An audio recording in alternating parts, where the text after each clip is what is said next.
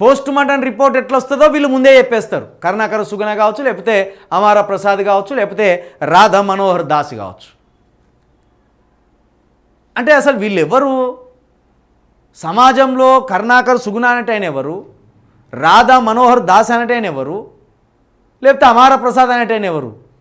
వీళ్ళు special branch ఆఫీసర్లు కాదు, వీళ్ళు పోస్ట్ మార్టం చేసిన వాళ్ళు కాదు, పోనీ సంఘాన్ని ఉద్ధరించే సంఘ సంస్కర్తలు కూడా కాదు. వీళ్ళు కేవలం సంఘంలో వైషమ్యాలను సృష్టిస్తూ, మతాల మధ్య వైషమ్యాలను సృష్టిస్తూ, మనిషికి మధ్య విభేదాలను సృష్టిస్తూ కాలం గడిపే ఒక బ్యాచ్ అది.